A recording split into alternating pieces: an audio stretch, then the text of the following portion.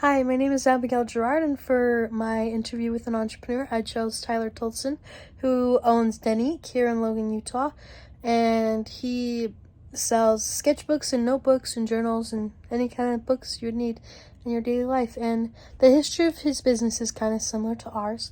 He started his education here at USU in the business school as well, and for one of his classes, his teacher gave him a BHAG, which is a big, hairy, audacious goal. And for that, he chose to start a business plan. It wasn't for Denique at the time, but it kind of sparked his entrepreneurship and wanting to run a business in his life.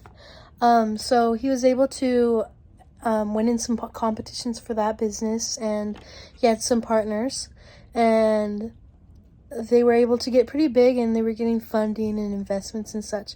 But his partners moved on, and so he sold his shares to them. And he still had this fire of entrepreneurship in him.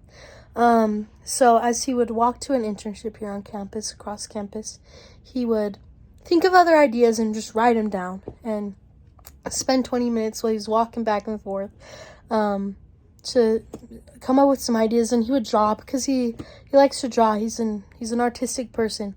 So and then one day his sister-in-law was like, "Hey, wouldn't that drawing be cool on the cover of a notebook?"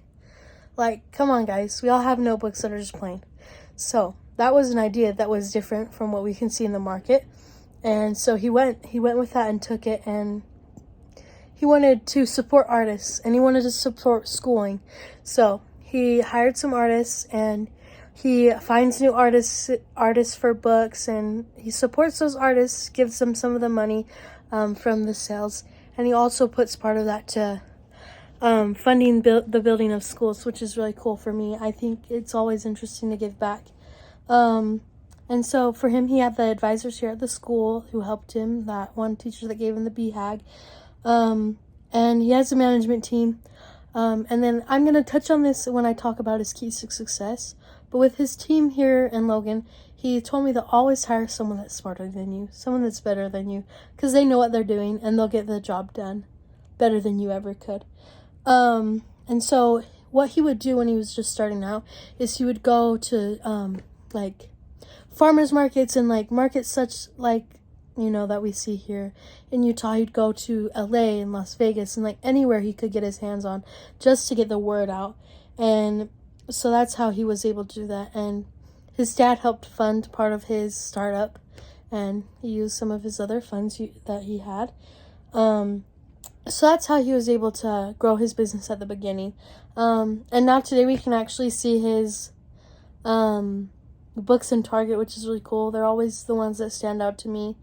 I have a few actually sketchbooks here in my room. So that was really cool to see that like you can go from just a business student with an entrepreneur mindset to something that's big and like a big store like Target. So his keys to success actually are really cool. You always go above and beyond what your customers are looking for. Because if you're not going above and beyond, how are you going to stop them and like sell to them if there's nothing new about a product, about like a notebook? Like there's so many other notebooks. So you got to go above and beyond and wow your customers and delight them and surprise them. His second one was, we need to stop the scroll.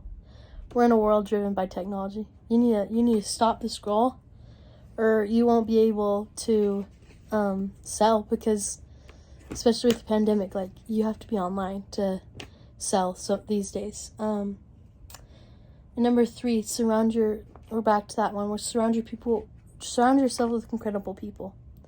You gotta have people that are smarter than you. They're gonna run your business.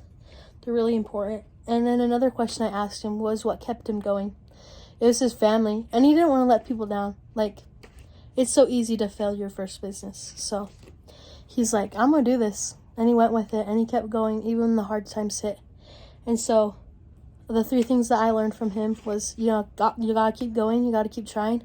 Try to be different and understand your market. Understand where the people are. Because if you're not putting yourself where the people are, how are you going to sell your stuff? So thank you.